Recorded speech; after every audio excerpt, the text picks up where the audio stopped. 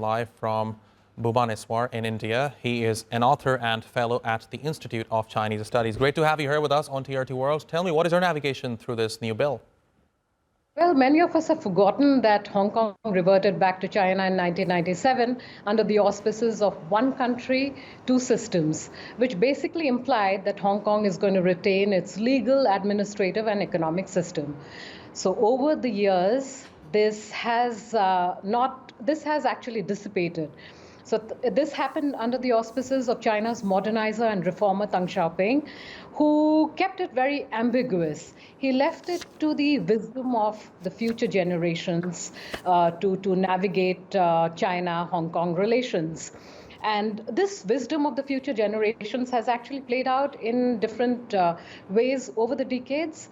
And particularly after 2012, there has been a dramatic shift and several turning points in Hong Kong's political life and political future. So Deng Xiaoping sort of gunned for he was being politically right and economically tight with Hong Kong, because Hong Kong always has been Asia's financial center. It's always been a global center. Hong Kong is known for its can-do attitude and entrepreneurship. So Deng Xiaoping kept it politically right and economically right. And that is sort of undergoing a dramatic shift after 2012, after Xi Jinping came to power at the 18th National Party Congress. Right, and it's a proposal right now, and as I understand, lawmakers are expected to debate it in order to expedite the whole process. So it seems to me it's almost certain it's going to pass.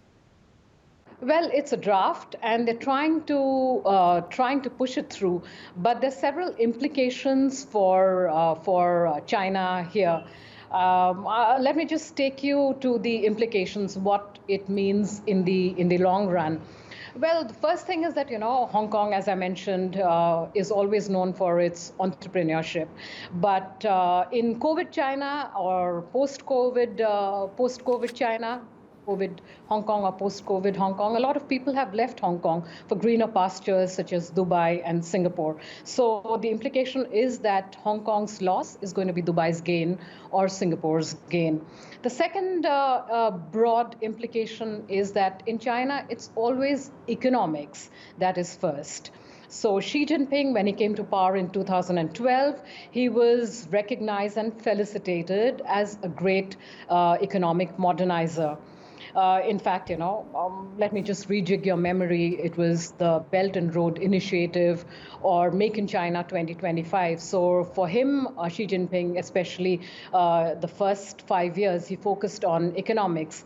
But now China is in the danger of politics first and not so much economics. So he was considered economically hot and politically not, but now it could imply the reverse, where China is politically hot, but not economically.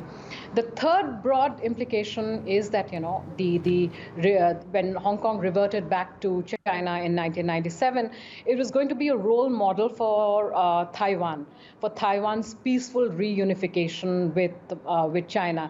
But over the years, critics and, in fact, a lot of Hong Kongers feel that Hong Kong has been mainlandized. It has been more integrated and more forcibly assimilated.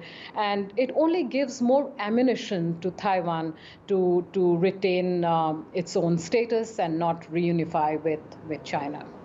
Fascinating insights into the topic. Anurag Viswanath, thank you very much for talking to us here on TRT World.